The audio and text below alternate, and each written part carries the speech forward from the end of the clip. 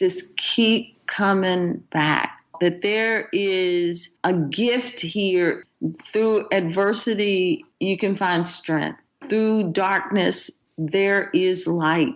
I put one foot in front of the other and just keep coming back. And that means a lot to me in many ways. I keep coming back to center and the practices that are necessary for me to be in a place of center. I keep coming back to connection. I keep coming back to the people that I know have my well-being at heart. It's time for the Share Recovery Podcast, where we bring you amazing life-changing success stories from addicts and alcoholics all over the world who share their inspiring journey in recovery. And now, here's your host, O. On today's episode of the Share Podcast, we have a very special guest, Nikki Myers, the founder of Y12SR, the Yoga of 12-Step Recovery. Today, Nikki celebrates 15 years clean and shares with us her amazing battle with addiction and inspirational journey into recovery. In this episode, we do a deep dive into relapse prevention that combines 12-step recovery with the practice of yoga. Nikki drops some serious value bombs all over this interview. I'm also very excited to announce that from November 19th until the 26th, Nikki will be here in Costa Rica. She is one of the guest speakers at Tommy Rosen's 2015 Recovery 2.0 Thanksgiving Retreat right here in beautiful Nosara, Costa Rica.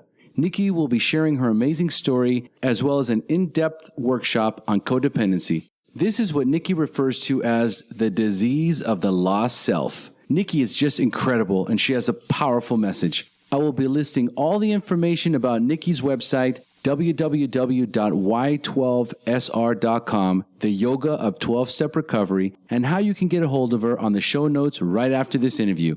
I will also be listing the information about Tommy Rosen's 2015 Recovery 2.0 Thanksgiving Retreat. Tommy Rosen is the founder of Recovery 2.0. You absolutely do not want to miss this episode, so join us now. Hey, Nikki, thanks for joining us.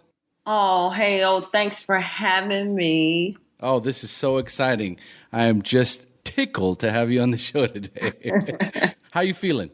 I am great. How can I not be? 15 years. Celebrating 15 years. You've got to be feeling just a tremendous amount of gratitude. Gratitude is the word. I am so grateful. I was saying to someone earlier, it's not just about a celebration for or about me. There's so many people, there's so many things that have contributed to me being able to be sitting here right now talking to you. I'm so grateful, just grateful beyond words. Well, so am I. You know, Nikki Myers is a big deal, ladies and gentlemen, and it's just exciting to have someone who has taken her program and added so much to it. And just like the rest of us, it's through those adversities, it's through those challenges in our lives where we find the solution. The solution is always in the steps and in the program, but then where it takes us is, you know, up to us entirely. Right, Nikki? Absolutely. I couldn't have said that better. Right on. So I know you have a busy day and I know you have lots going on. So tell us about how you keep your balance. Give us a snapshot of your daily routine, what you do, including recovery. I love it. And you're right. I do have a busy day. I'm celebrating tonight and I can't wait to get to a meeting tonight. So I'm so excited. So I usually get up and the first thing is prayer, meditation, practice. It's important for me in order to set my day right, is to set my relationship right with the universe, the God of your understanding, whatever it is that you want to call it.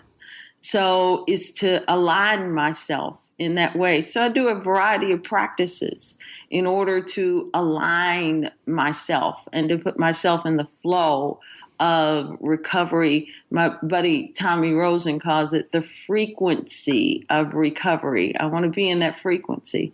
And so in order to do that, I need to align myself that way. So I get up and I do a variety of practices, including a physical practice, because it is about the body and the energy and the mind and the heart. So I want to do some things to align those in such a way that I really am in the flow of the universe.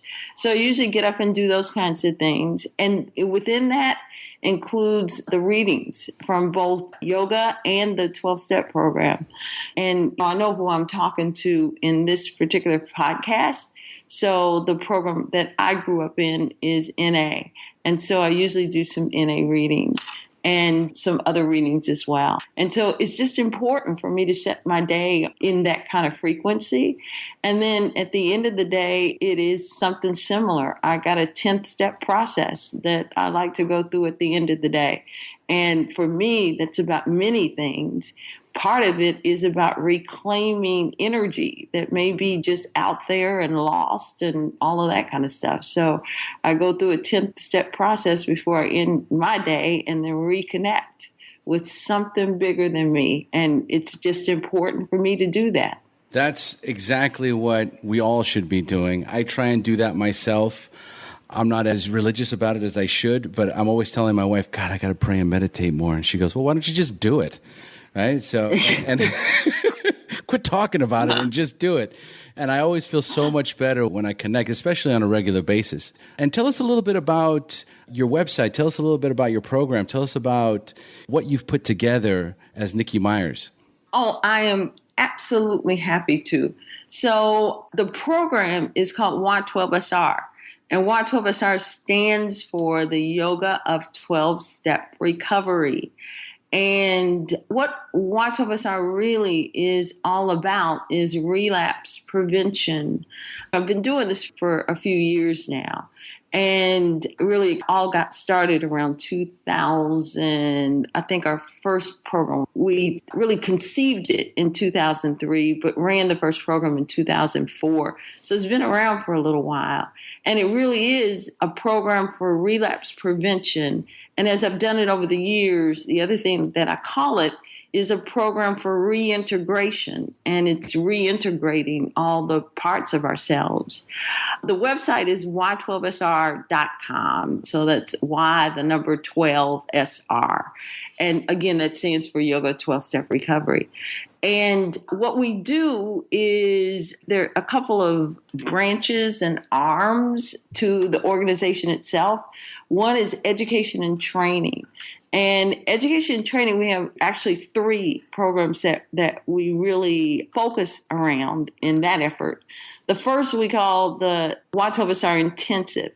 And the intensive looks at the 12-step program and looks at yoga philosophy and practices, looks at all the things that are going on in the domain of neuroscience and addiction as a disease of the brain, and also looks at all the things that are going on in trauma healing, and then does what I like to call connect the dots around those things.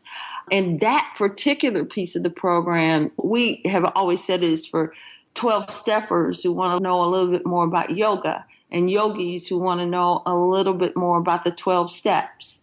And what we do there is, what I like to call a deep dive into the whole idea. We call this one for application and understanding of the relationship between yoga and the 12 steps. And then from that, we do what's called a leadership training program.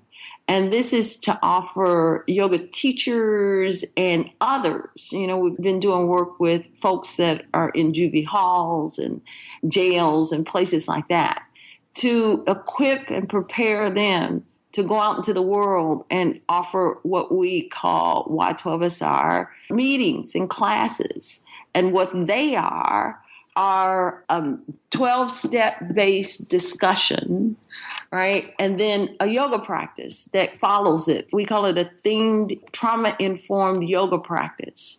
And the theme of Y12SR is the issues live in our tissues. And so by using the yoga practice preceded or followed by this discussion, we're able to couple the cognitive pieces that the 12-step program does so well with the somatic or body-based pieces that yoga offers, right? And it just gives us a way to release things that are held in our body that's difficult just to release in a talking format alone. So it gives us another level of release of those things. And like I said, we have those two programs. And then about a year ago, we began to offer one more. It's called Breaking Barriers, Transforming the Samskara of Codependency. And it really starts to look at this issue of codependency, which I assert that everyone has to get to at some point in their recovery. I've seen many people relapse because they've ignored or denied or just didn't pay attention to, period, this whole issue. We call codependency the disease of the lost self. And so they don't pay attention to that, and it can lead to relapse. So we've started a whole new program around that. So that's our education and training. And then on the other side, we have what's called the Y12SR UOP. The UOP stands for the Urban Outreach Project. And this is where we actually supplement the pay of yoga teachers, Y12SR trained yoga teachers that want to go into underserved, under-resourced communities and offer Y12SR. So, and that's been going on for a couple of years now, and it's been really a tremendous success to offer people who normally wouldn't be able to in treatment centers or community mental health centers the ability to have the benefits of Y12SR as well. Right. So that was a long-winded answer, but hopefully. Well, again, it's you taking the recovery program. You mentioned in there going to prisons. That's H&I work. So you've coupled that with doing yoga practice that will actually release some of these. I'm assuming it's the releasing of toxins, right? Exactly. And we're seeing more and more that medical science and brain science and all of that stuff is saying that your brain itself, they're talking about 3 brains now, one in your gut, one in your heart, and one in your head, right? So these things go all over the body. And so we're looking for a way to release, all the things that may be being held as a result of our addiction. And this gives us a way in order to do that. For those of you listening, Nikki has taken the practice of yoga and recovery and taken it to another level, combined it in a way that can also perform H&I work, that is doing service, helping underprivileged communities. So there's a lot of service work involved here, and that's really what this program is all about. So what's great about all this is that I've heard Nikki's story, and she's going to share it with us right now. And the story that she has is from the beginning is very different than the person she is today.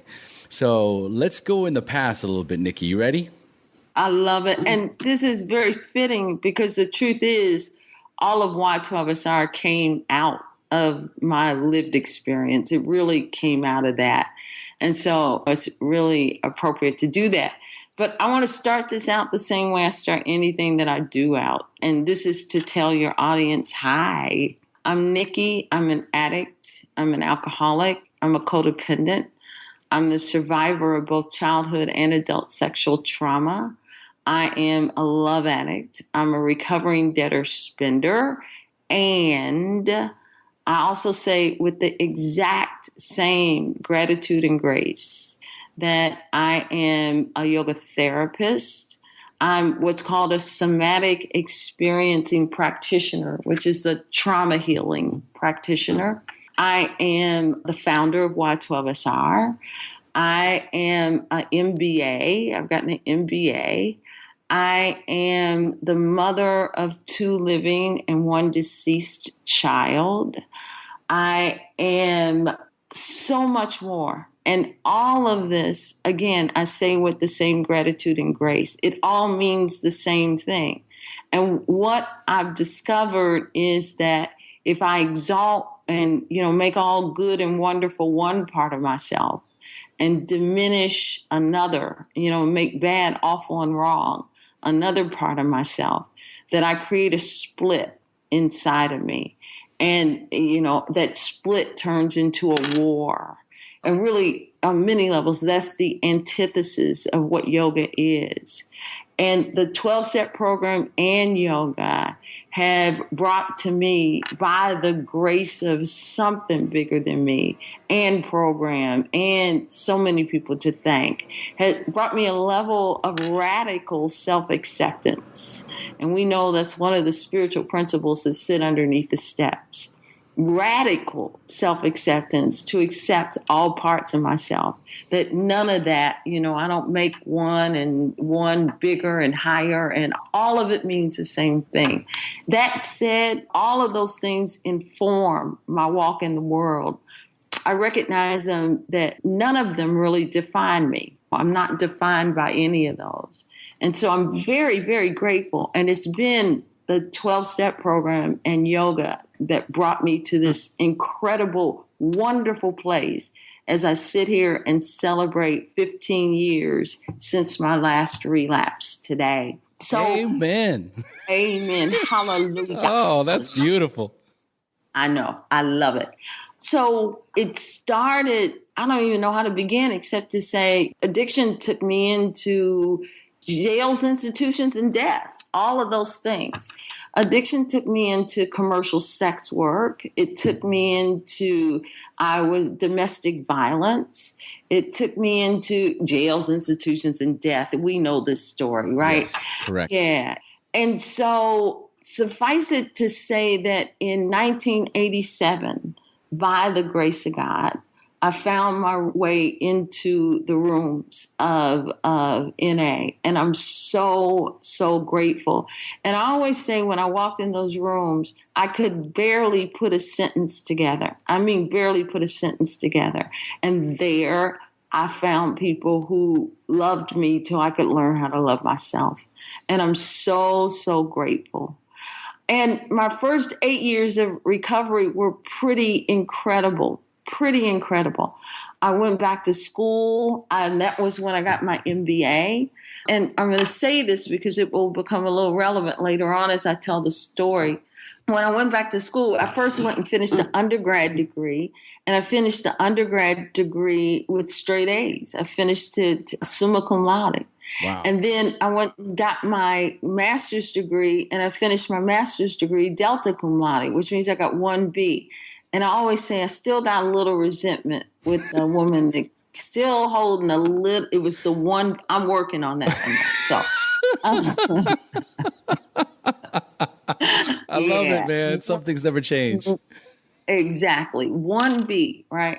And so through that, I realized that I hadn't lost all my intelligence, that I had some smarts. I really did, at least from the academic level. And my life started coming back together. I was working for a software company. I found I had an aptitude for software. I was working for a software company. Things were going really, really well in my life. Relationships with my children, were reestablished. All kinds of good things were happening in my life.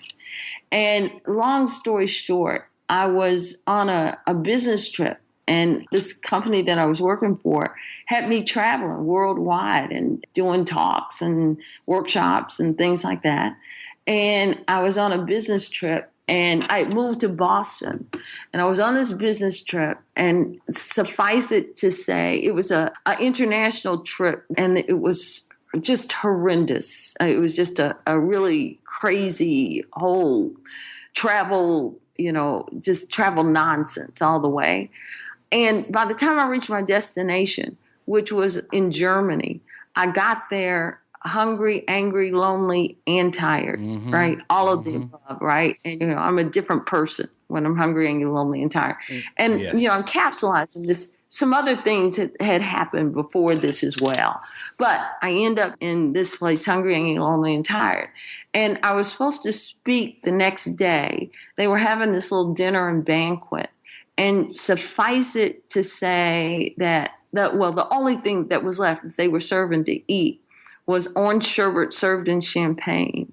And I made the bad decision. I was so hungry. I made the bad decision to go for it. And, I just drank the champagne, ate the orange sherbet, and until they could bring me more food, I did that. And then I went back to my room. And when I went back to my room, there was a mini bar in the room.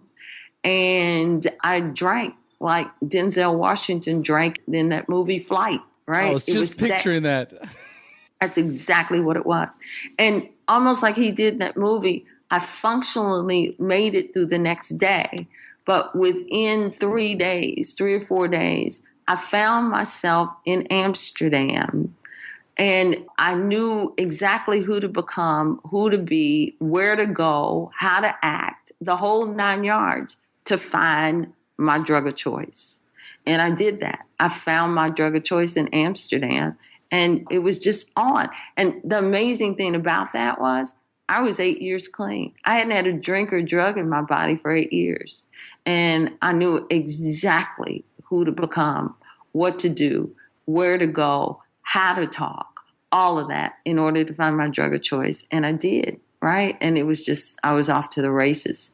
So I finally made it back after a while, and after calling for some help, I found my way back to the States. And then I came back into the rooms. So that was relapse number 1.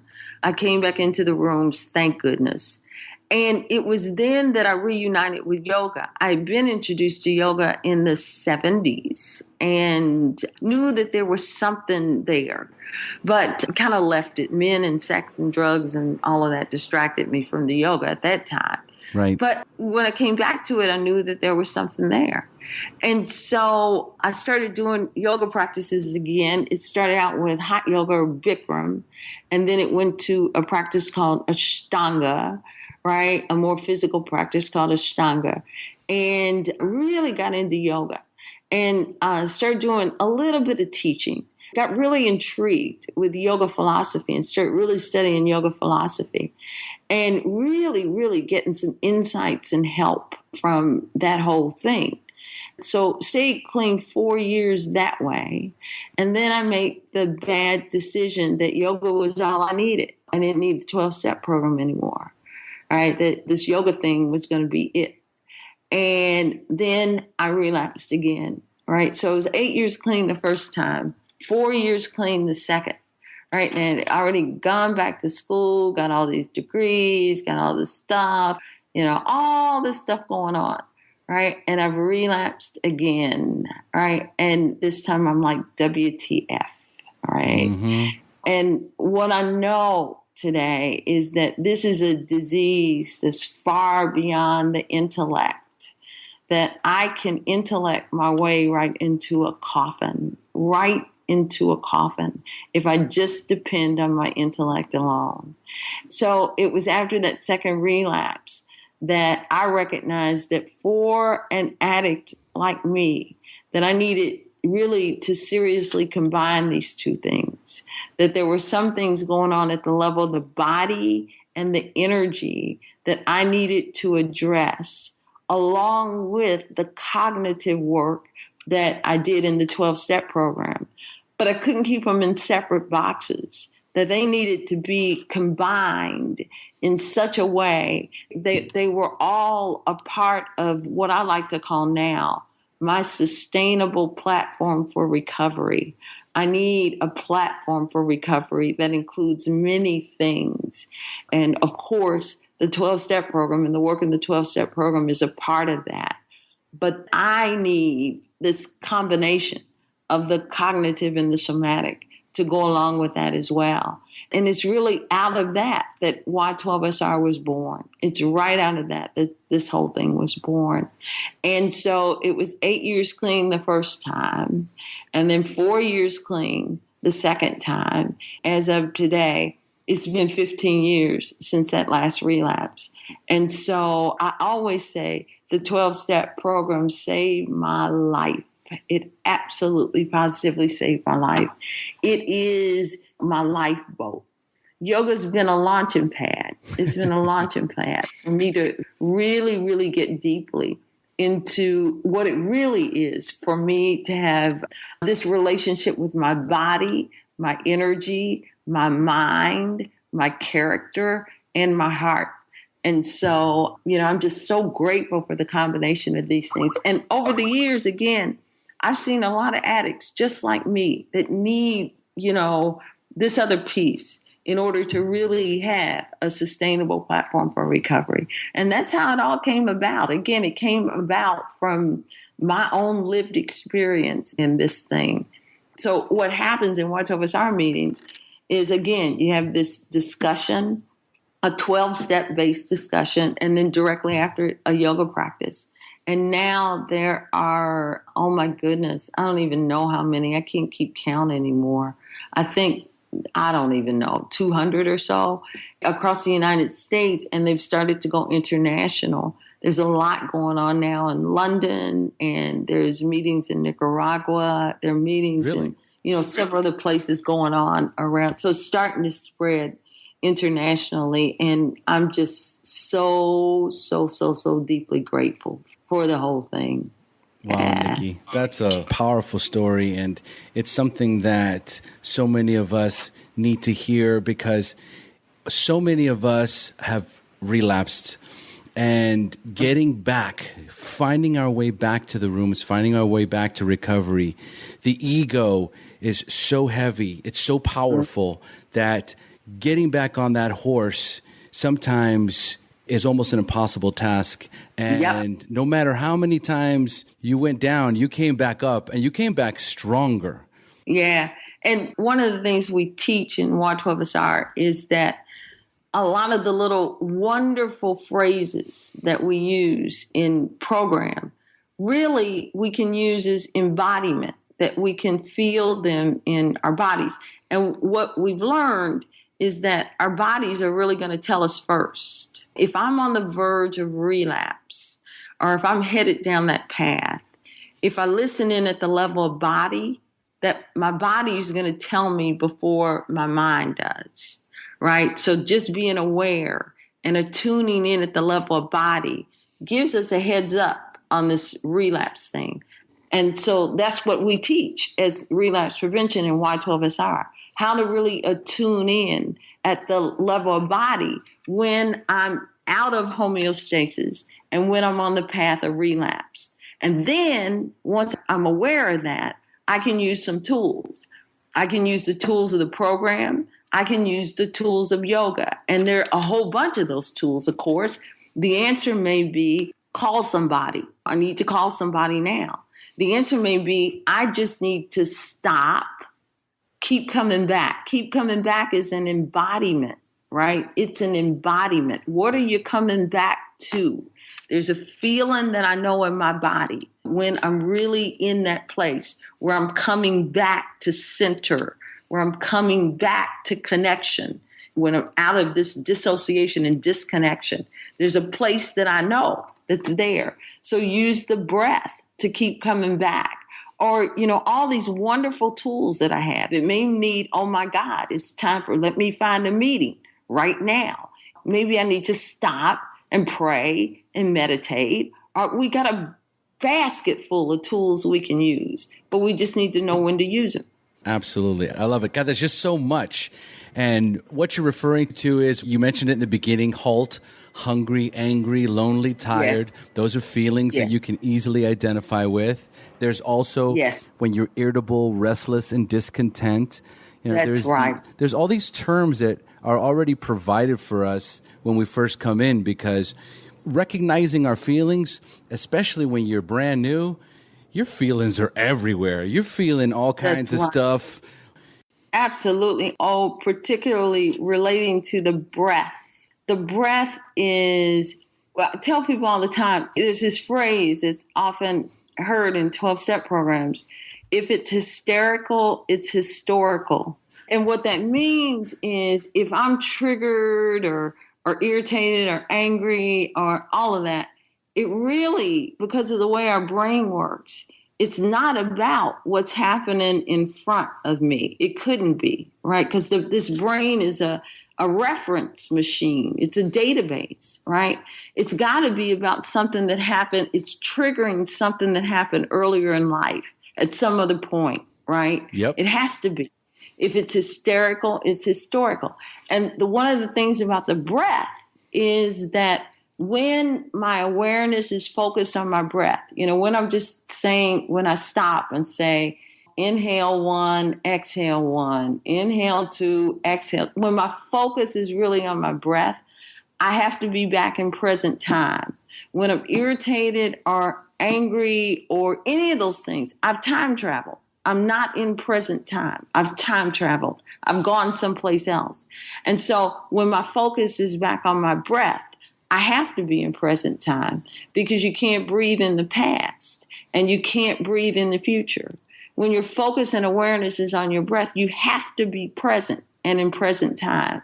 And when I can come back to present time, right, I can make decisions a whole lot differently than when I'm basing decisions on something that happened in the past. Does that make sense? That makes 100%. It's a big one. That's a huge one. And it's 100% true. In Spanish, resentment means to re-feel. That's all. Exactly. That's the word. So you're just re-feeling something. It's something that I remember going through that very early in recovery. My sponsor bringing that to my attention. Like a resentment, if you look at the Latin version of it, it's re is again, all right? And then sentimiento is feeling, resent. You're re-feeling something. That's you have to identify with what you're feeling. And I remember all these great little aha moments that were happening, and my sponsor just walking me through this thing. And that's the most important aspect of both of these. You need somebody to take you through the yoga practice. You need somebody to take you through the steps. You need someone to teach you everything that we're talking about right now. For us, it's second nature. But it's only after you 15 amazing years, me after 12 years. It didn't come overnight. I get guys that come up to me and they're like, man, you have such an amazing life, man. I want what you have. I mean, I have a beautiful wife. I got a beautiful home. I make great money. That's what they see. They see, and I go, I have 12 years. Yeah. Ask some of the guys what I look like when I first came in these rooms. No job, no money, very overweight, very sick, crazier than a jailhouse rat. I came in greasier than a gas station mop. And so trust me, I was where you were at. One day at a time, this program will give you and deliver a life beyond your wildest dreams. I believe it. It is. And, this was one of the things I put as I was putting on my Facebook page today about this 15-year thing. The one thing, too, just because of my history with relapse, I'm always aware of, right, is that 15 years really isn't a long time to stay clean. 24 hours is a long time to stay clean, right? I love it. So the fact, me too. This is a one day at a time thing. And the invitation from this is to stay present.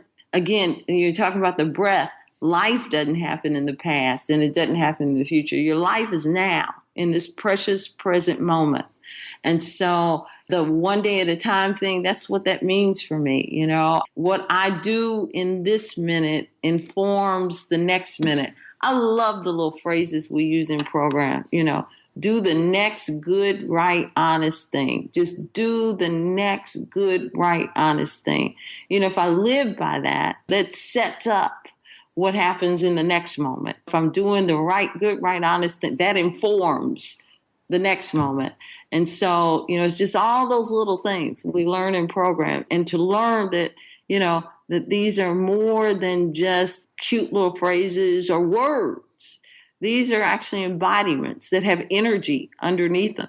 And living in that energy is, again, like my buddy Tommy Rosen, who's got the Recovery 2.0 program, always talks about, is that's living in the frequency of recovery versus the frequency of addiction. Because addiction has a frequency, right? It has an energy.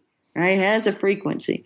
And so I want out of the vortex, that vortex of addiction, and to be in the energy, right, of recovery. Recovery has an energy too, and that's what I want to be in. Well, you're either aligning yourself with recovery or you're aligning yourself with addiction. With relapse. Yeah, yep. Absolutely. Yep. Absolutely. That's it. That's it. All right. So let's start closing up, Nikki, because we've got like a lot of exciting stuff here. But I want to ask you a few questions for the newcomers because I want them to relate a little bit to what it was like back when you were out there. So I want to ask you a few questions for the newcomers where you can respond with inspiring and insightful answers for all of our newcomers. Are you ready? Okay. Excellent. Okay. So how old were you the first time you drank or used drugs? And more importantly, how did they make you feel that first time? I was like 13, but I always say 13 going on 32. Yep. Yeah, it was that kind of thing. It started with a drink, and I lost all my inhibition. I closed down a lot due to some early childhood sexual stuff and some early childhood trauma, right? And some trauma period, right? And just living in the life and culture, that I lived in. I'm an African-American woman that lived in the United States, and I was born in 1953. Mm-hmm. So, there's a whole lot associated with that, period. And so when I drank, I felt free for a moment. I felt like I was able to get access to speech and actions. It just said that's how I felt. That's how I felt. You know how we say it worked till it didn't. Right? Absolutely. We're always looking to disconnect from all that trauma, from all those fears, that's from right. everything that happened to you. And the reason why I asked that question is because there's so many women. I've interviewed men, women, and there's always, not always, but there's plenty that have had those sexual traumatic experiences, have been molested either by a family member or by a neighbor, and discussing these things openly with someone else didn't happen until they found recovery. So they just held on to this. And that's right. A lot of what the podcast is all about is somebody in the comfort of their home or their car is listening to this and goes, oh, man, that happened to me too. I can share about this. I can reach out. So, yes, it's so important, that feeling that you get that first time you drink, and all of a sudden it all goes away. It all feels okay and good until it doesn't. Yep. Until it doesn't. Right. Which takes me to my next question. Once, the first time you came into recovery and you hit your bottom, right? What was the first bottom that brought you into recovery? You know what? My very first bottom, well, it's really strange how this worked out. I saw a friend that I had been drinking and drugging with for years. I saw her in Atlanta, and she had found recovery. And she, told me about program, about the 12 steps and all of that. And I always considered myself a spiritual person. And I said, I am going to do this. And I happened to be going to a church or a spiritual community. And one of the things they would have you do is sometime before the holiday, this was the year before, they'd have you write a letter to God, right?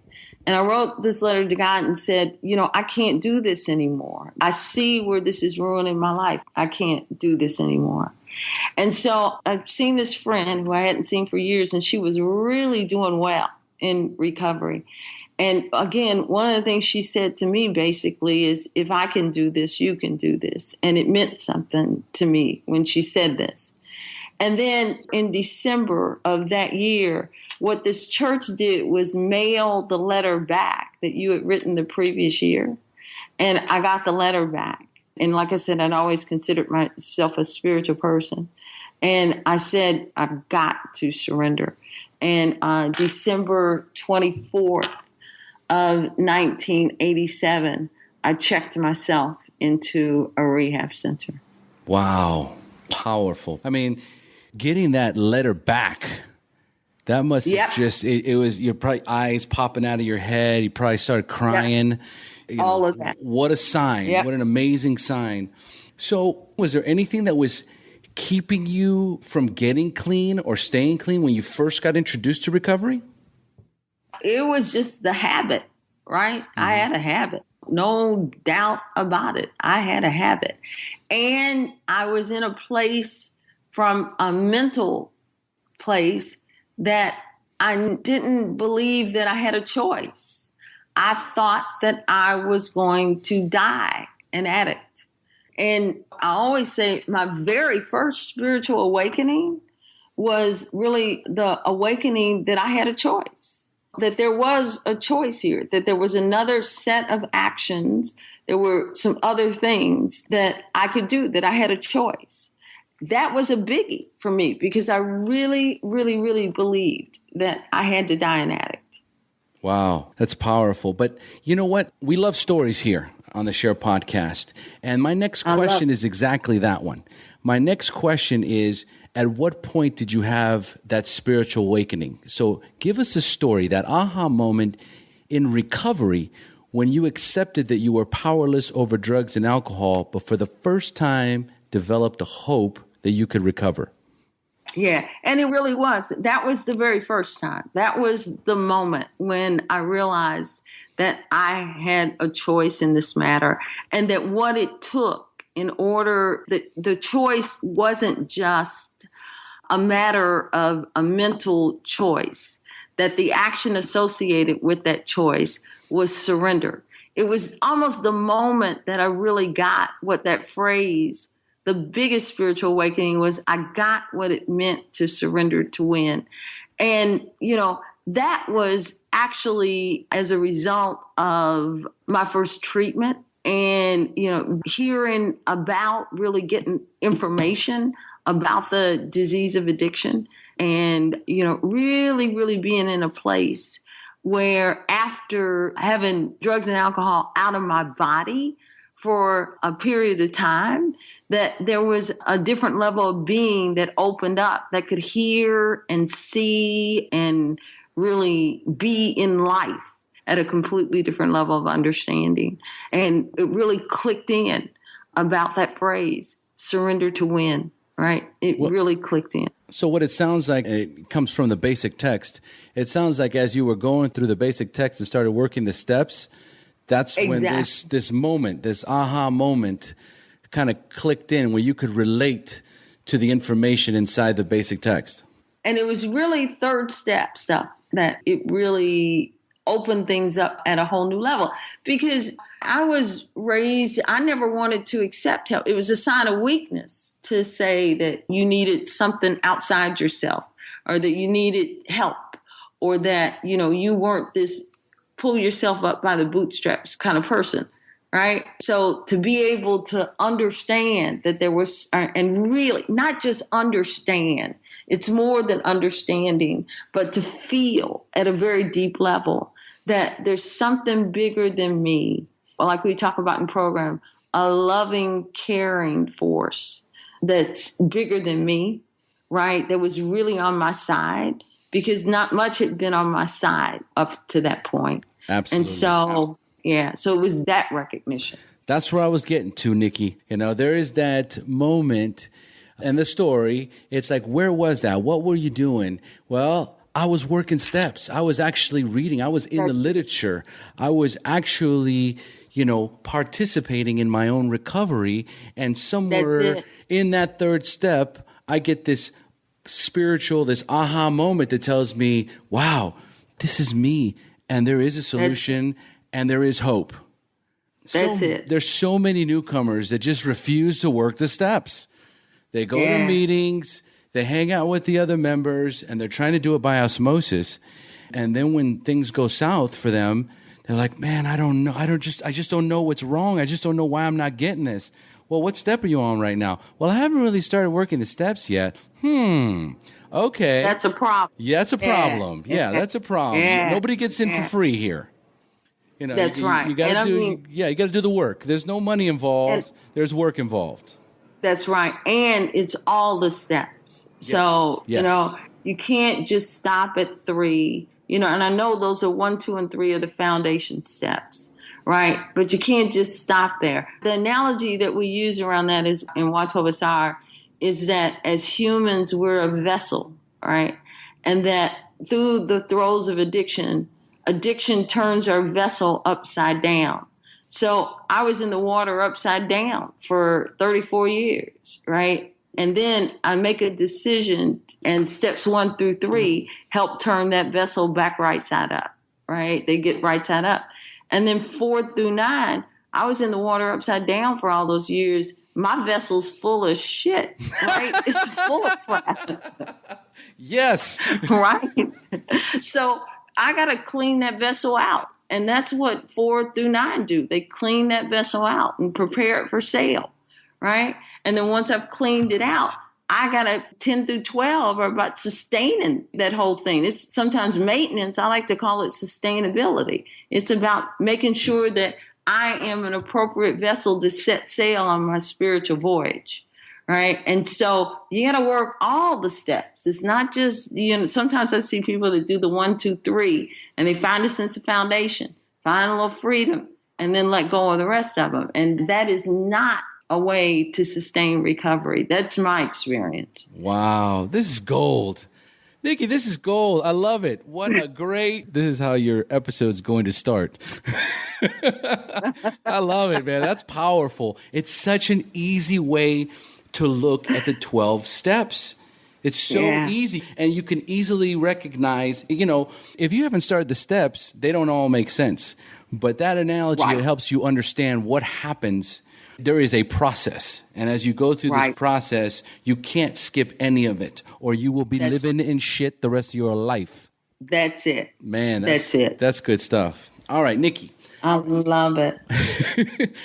Do you have a favorite book that you would recommend to our listeners? Boy, it's something. I'm reading a lot now. There is one of the first books I read, actually in my first treatment, was a book by a guy named M. Scott Peck, which was called The Road Less Traveled. Yes. And what it related to, and I really still have a really big fondness for that book. And what it related to is that how at our hearts, all addicts, we're pretty spiritual beings, that there's a spirituality. We're not talking religious, but there's a spirituality there. And so I love that book because it talks about that. One of the books that I'm reading right now that I love a lot is he's a Franciscan priest. His name is Richard Rohr, R-O-H-R. And the book is called Breathing Underwater. And I love his perspective. He really is what occurs for me is a mystic. And he is a 12-step practitioner. And I love the way that what I'm reading in his work now, it's just taken, and he talks about what in many cases we're really addicted to he talks about the way we think, that addiction really lies between our 2 ears, right? Yes, it does. I love it. It's true. That's where it is. And I love the way he talks about that. So those are the 2 I'm thinking about right now. Perfect. And what is the best suggestion you have ever received? It was after and you hear this often with newcomers, but I really, really got it after that second relapse. And my sponsor said, come in the rooms, take a seat, just sit down and shut the F up.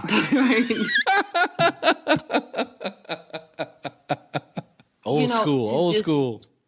Old school, right? But that's what I needed because I was all in my head. I was all in my intellect.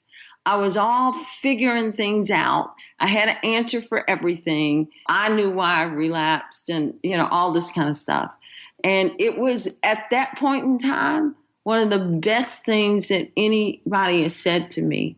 And what I've discovered out of that there's a principle underneath that for me is whenever I'm feeling anxious and whenever I'm feeling irritated, sometimes the answer is just to stop, go sit down, close my eyes, and just shut up. And that means for me, shut my mind down, just shut all the chatter, go to someplace else just to shut it off, right? So it's been some of the best advice at many levels that I've ever received. Nikki, take the cotton out of your ears and stick it in your mouth. That's it. Oh, that's it. Amen. What I find is that newcomers today are a little bit more sensitive. They don't respond to that so well these days, but I still let them have it. I know. Believe me, I know. Yeah. And so if you could give our listeners only one suggestion, what would it be? I'd just say keep coming back. Yes. Just keep coming back. That there is a gift here, and you said it in the very beginning, through adversity, you can find strength. Through darkness, there is light, right? And so I put one foot in front of the other, right? Especially when times feel really rough, right? You put one foot in front of the other and just keep coming back. And that means a lot to me in many ways.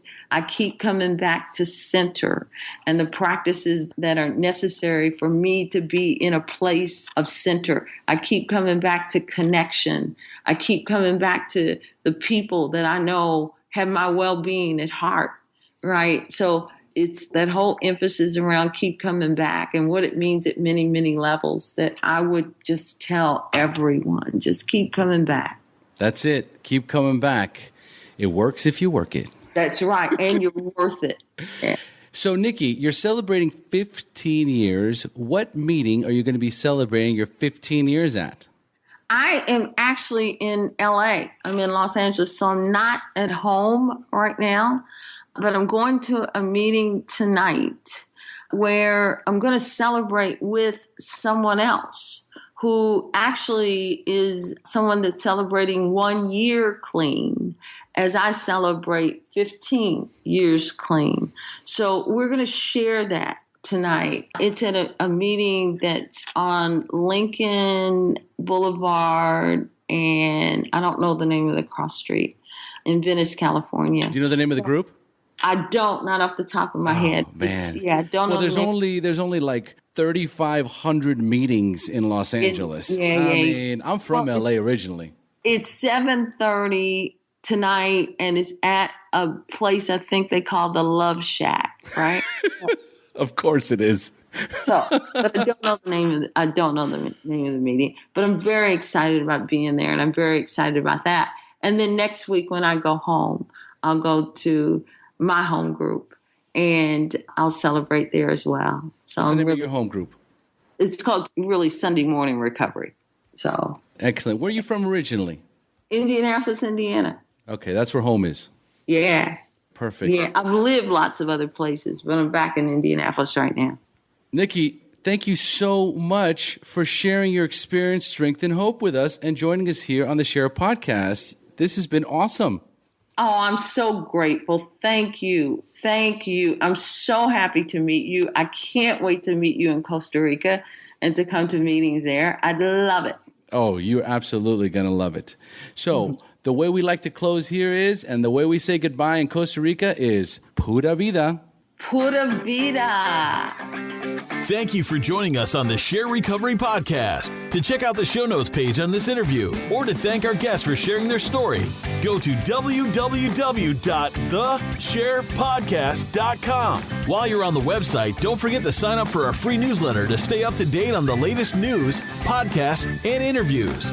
Want to be one of our guests and share your story? Then go to our website and click on the Share Your Story button. We share our inspiring recovery stories every Tuesday, so subscribe to our show on iTunes or Stitcher Radio to get your free weekly download. We'll see you then. The opinions shared on this show reflect those of the individual speaker and not of any 12-Step Fellowship as a whole. And though we discuss 12-Step recovery and the impact it had in our lives, we do not promote or endorse any 12-Step Anonymous program.